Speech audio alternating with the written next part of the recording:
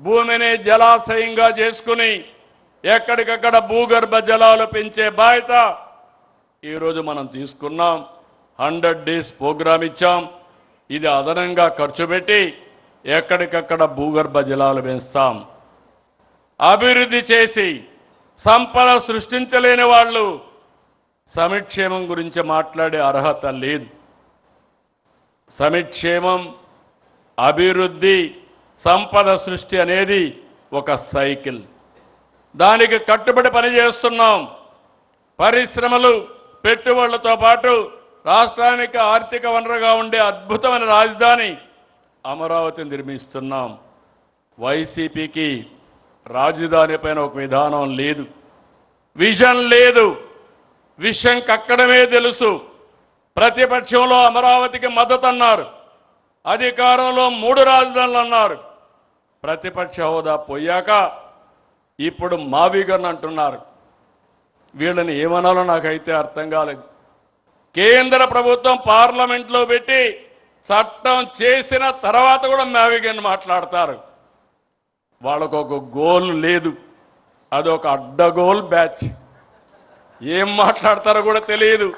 అది వాళ్ళు చేసే పని. విశాఖ ఉక్కు మన సెంటిమెంట్. కేంద్రం సహాయంతో విశాఖ ఉక్కును నిలబెట్టాం, లాభాల బాట పట్టించాం.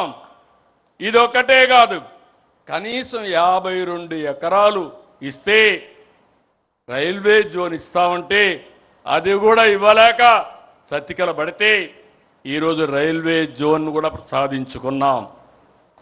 ఇంకో పక్క రాయలసీమ నాడు 5 ఏళ్లు తీరని ద్రోహం చేశారు.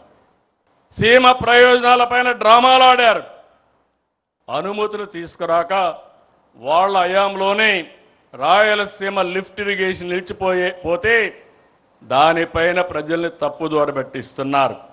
అందుకే వాళ్ళు నేను ఎప్పుడు అంటాను, అదొక బ్లఫ్ బ్యాచ్. ఎంతో పైన బ్లఫ్ చేయడం, ఫేక్ న్యూస్ ఇవ్వడం తప్ప ఏమీ చేత కాదని చెప్పి కూడా నేను మీకు తెలియజేస్తున్నా. 2 ఏళ్లకు మునుపు రాష్ట్రం గుంతలమయం, ఎక్కడా తిరగలేని పరిస్థితి. ఆ రోజు ఒకే మాట చెప్పాం, పార్ట్ హోల్స్ ఫ్రీ రోడ్స్ చేస్తామని, గుంతల లేని రోడ్లు చేస్తామని నిరూపించిన ఘనత ఈ ప్రభుత్వానిది. ఇదొకటే కాదు, నేషనల్ హైవేస్, రైల్వేస్, వాటర్వేస్, ఇవన్నిటిపైన కూడా శ్రద్ధ పెట్టాం. గ్రామీణ ప్రాంతాల్లో పంచాయతీరాజ్ డిపార్ట్మెంట్లో కూడా పెద్ద ఎత్తున పనులన్నీ చేస్తున్నాం. గోకుల్ షెడ్ల దగ్గర నుంచి, సిమెంట్ రోడ్ల దగ్గర నుంచి, అదే మరి అప్రోచ్ రోడ్స్ వరకు కూడా మనం ముందుకు పోయే పరిస్థితికి వచ్చాం.